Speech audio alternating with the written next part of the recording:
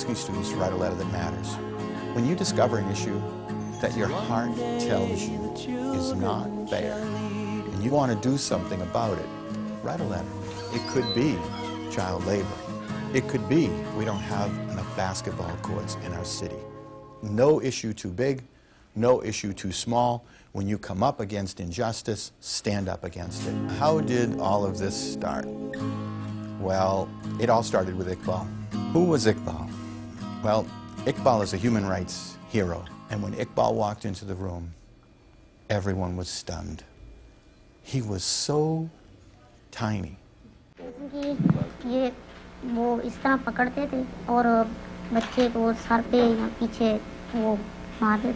His tiny fingers were treasured by the carpet factory because the expensive rugs are hand knotted, and the smaller the fingers, the more knots per square inch. Sometimes I feel like... Then by age 10, Iqbal had come up with a plan to escape, to run to freedom.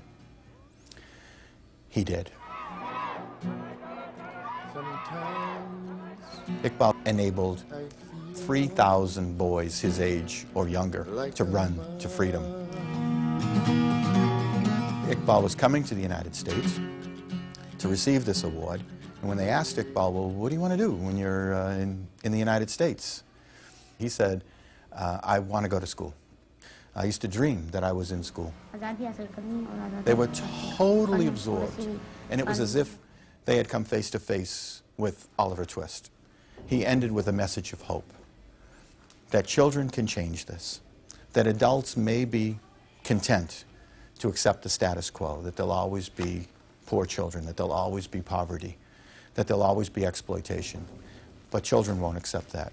One of the first questions was, if you go back, someone might try to kill you.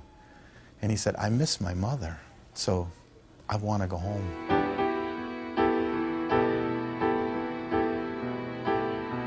We heard on the Sunday night news that a human rights hero had been killed. And the kids were shocked that this can't be. And when we drove up to the school, there were about 15 students gathered around the flagpole outside of the school.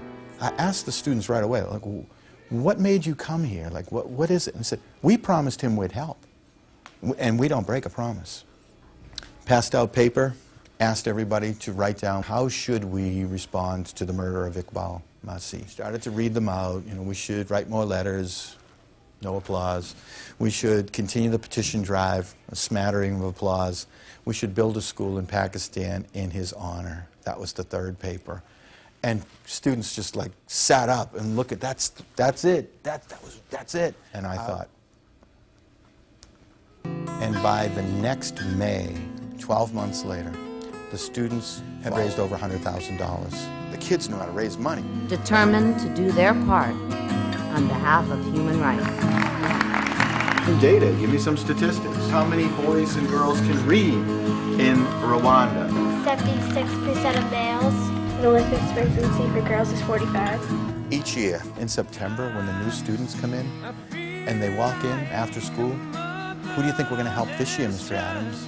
It's not, do you think we can do this? It's, who are we going to help? The first flag on the list is the Pakistani flag. The school for Iqbal to build an education project in Haiti. And the next year was El Salvador. And then the next year, they provided 252 scholarships to girls in Nepal. The next year was Ethiopia. And then Bangladesh. And last, when I look at this map, my heart just feels like bursting. We are free! We